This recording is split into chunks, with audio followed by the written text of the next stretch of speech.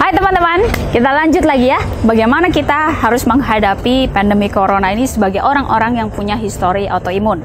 Sudah saya bahas sebelumnya, pikiran kita harus dijaga.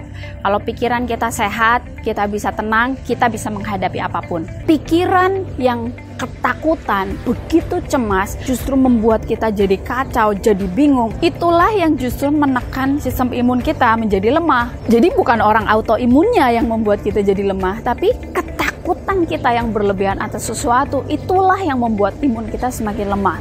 Makanya balik lagi, mindset kita perlu ditata dulu, pikiran kita perlu ditata dulu. Nah, hari ini saya mau share, kita sebagai orang-orang autoimun setelah kita tenang bukan berarti kita mengabaikan. Kita tetap melakukan antisipasi semaksimal yang kita bisa dan sewajarnya. Maksudnya apa?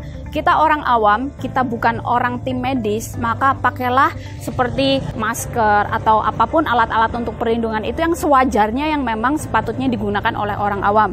Jadi kita nggak perlu pakai sarung tangan latex yang memang dipakai medis, kita nggak perlu pakai alat-alat yang APD gitu ya, dipakai oleh tim medis yang mereka sedang berjuang di garis depan.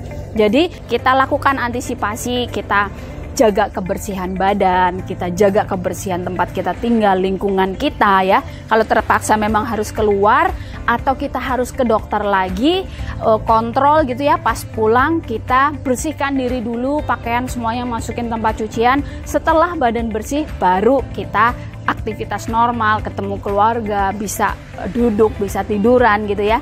Jadi harus dimengerti antisipasinya. Kita mengerjakan yang namanya cuci tangan, kita pakai hand sanitizer, kita pakai masker dan segala macam, termasuk juga di rumah menjaga makanan sehat, olahraga, berjemur, itu bagus untuk dikerjakan. Tapi ingat baik-baik, kita mengerjakan semuanya itu karena kita punya tujuan yang benar.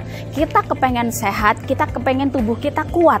Kalau alasannya saya cuci tangan, saya pergi pakai alat-alat lengkap untuk melindungi diri, lalu saya berjemur, jaga makan supaya nggak ketularan gitu. Kita sudah negatif duluan. Waktu alasan kita didrive oleh sebuah ketakutan, paranoid, akhirnya juga tidak akan ada efek yang baik gitu. Saya memang di rumah aja, saya menjaga pola hidup saya sehat, itu bukan karena saya takut dengan virus corona, tapi saya memang kepingin tubuh saya sehat, saya kepingin tubuh saya kuat, dan itu dilakukan sejak lama menjadi habit harian, sehingga pada waktu kita tahu tubuh kita itu strong, kita nggak takut dengan virus apapun. Kita akan bisa jalani hari-hari dengan sewajarnya. Buat teman-teman yang masih mengkonsumsi obat, saya sarankan untuk juga tidak ketakutan berlebihan.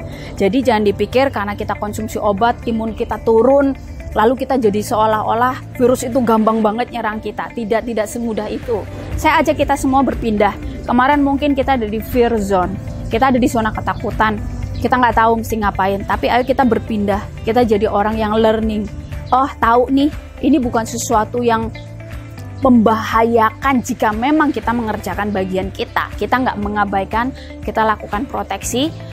Jadi kita bisa meminimalisir efek dari virus ini dan kita bisa tetap sehat. So, stay at home, ikuti anjuran pemerintah, lakukan yang memang seharusnya kita lakukan sebagai orang-orang awam untuk menjaga kesehatan kita, dan lakukanlah karena memang kita mau sehat, bukan karena kita ketakutan.